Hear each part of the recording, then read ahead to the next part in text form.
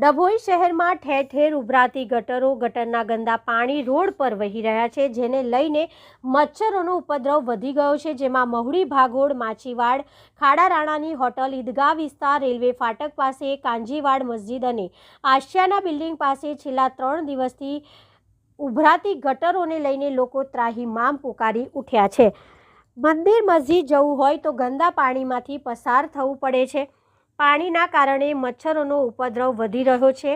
હાલ સમગ્ર ગુજરાતમાં ચાંદીપુરમ રોગ વધી રહ્યો છે, તો શું ડભોઈ નગરપાલિકા તંત્ર જાગશે કે પછી કોઈ મોટા રોગચાળા થશે ત્યાં સુધી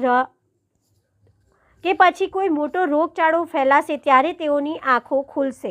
એક તરફ ડભોઈના ધારાસભ્ય દર્ભાવતી બનાવવા તરફ જઈ રહ્યા છે, જ્યારે બીજી તરફ ડભોઈ નગરપાલિકાના સત્તાધીશો પ્રજાના પ્રશ્નના ઉકેલ લાવતા નથી।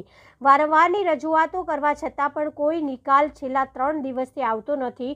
તો શું ડભોઈ શહેરમાં કોઈ મોટો રોગચાળો ફેલાશે ત્યારે ડભોઈ નગરપાલિકાના સત્તાધીશો જાગશે? જેવા પ્રશ્નો પ્રજામાં સેવાઈ રહ્યા છે। અહીં મોડી ભોગોલ ફાટક પાસે, રેલવે ગોલાની હોટલ પાસે એ બહુ જ વિસ્તારમાં ગટરનું પાણી બહુ ભરાઈ ગયું છે। હવે માંગ અમારી છે કે તમે અહીં ગાડી આવીને સેજ ગટરનું દેખી જાઓ ને આ બધું સાફ કરાવી જાઓ। ડેન્ગ્યુ, મલેરિયા આ બધાની વાર જોવો છો તમે। હવે આ બધી બીમારી છે લાગે છે અમને, બેસવાનું બી મન નહીં થતું। ગટરમાં કેટલી ઘણ મારે છે, અમારા છોકરા પડવા જાય છે, મધરેસો છે।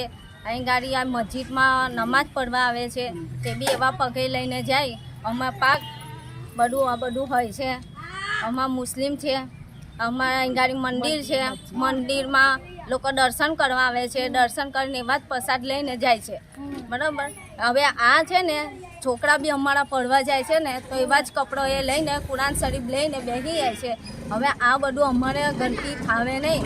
તમે અમારી માંગ એવી છે કે તમે આવીને આ દેખી જાઓ ને કરી જાઓ।